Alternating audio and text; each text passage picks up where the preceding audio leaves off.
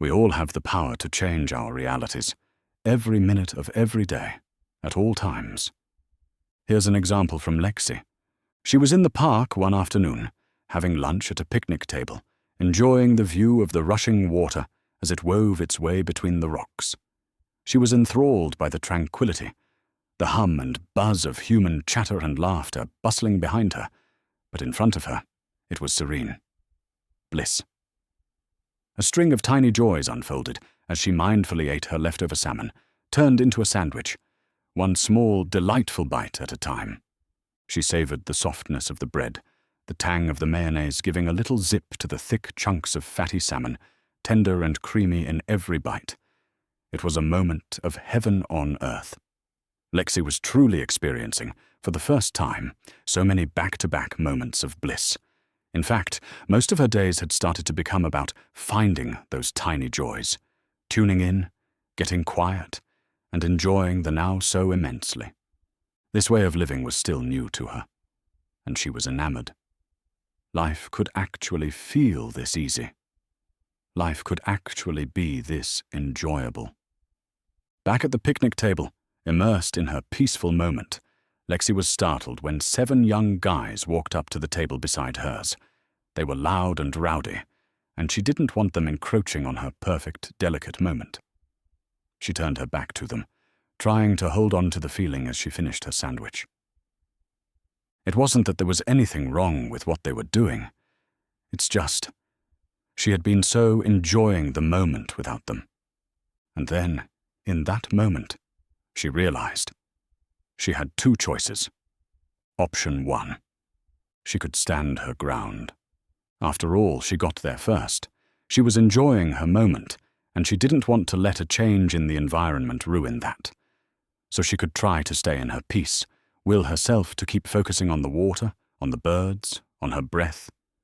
But even as she tried, she knew her body was still feeling the shift in energy. No matter how much she logically told herself it was fine, that she could ignore it, her body knew otherwise. There would be a quiet resistance inside her. Her body and mind would no longer be in sync, her mind trying to force peace, her body still sensing the discomfort. So the thing she actually wanted, enjoyment and ease, would now be out of reach.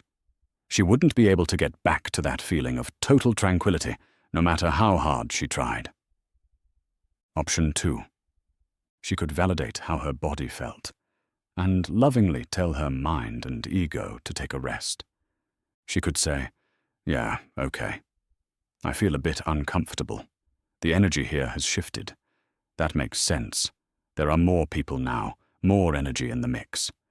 She could acknowledge that her moment had passed, and instead of fighting it, she could simply decide, "I want to keep feeling good. I want to stay in this high-flying vibe, and since the energy here changed, I'm going to go find a place where it feels good again." So she got up and left. No internal battle of "I was here first." No self-sabotage, no drama. She simply chose a new reality.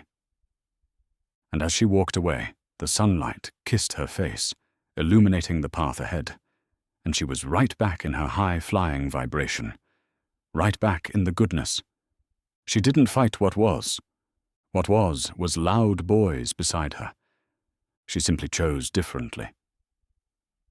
I can stay here, not enjoying myself, or I can move.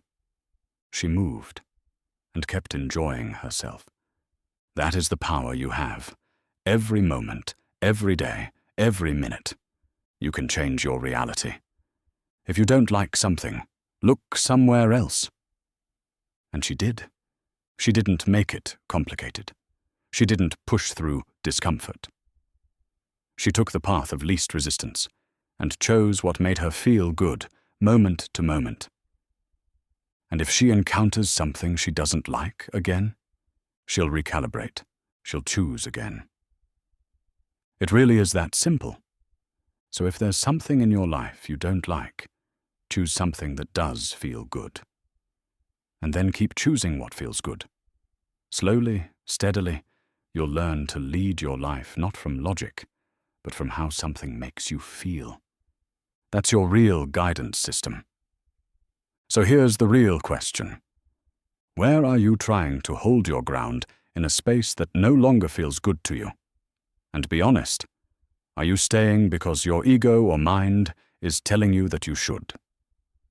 Maybe you think staying in the uncomfortable situation is the mature thing to do. Maybe you tell yourself it's better than facing judgment from others, or the embarrassment of choosing something different, something unknown. But hello, wake up. This is your life we're talking about. Not theirs, not society's, not the version of you from 5 years ago. Yours, right now. And if you don't start choosing what feels good now, then I'm afraid that day might never come, because someday is a myth. When the timing's better is a trap. When I have more clarity, money, confidence is a story your mind feeds you to keep you stuck in what's familiar, even if it's miserable. Let me give you an example. It's like putting off adulting when it comes to skin care. You tell yourself in your 20s, one day I'll get serious about this. When I'm older, I'll care more. And then, bam, you're 38. You catch your reflection and realize, oh dang, I never made skin care a priority. The same goes for your life. Tomorrow never comes. The time is now. Make the choice to feel good. Not just once, but again and again. Moment by moment. Feeling good isn't some frivolous luxury or fleeting thing. It's available to you right now, every day, in every moment, no matter what's happening around you. But here's the catch. You have to drop the belief that you need to settle. That's not your soul speaking. That's your conditioning. That's your human mind, trained to play it safe and stay small. That's the narrative that keeps you stuck in the grind, trapped in the cog of the economic machine, perpetually chasing things that never truly fulfill you. You don't need to fight for peace in spaces that no longer offer it. You can simply choose again. Choose differently. Choose what feels good. Because you have the power to change your reality. And that power lives in your next choice. If you enjoyed this message, hit like and subscribe. We're sharing more reflections here from the Tiny Joy Project, one story at a time.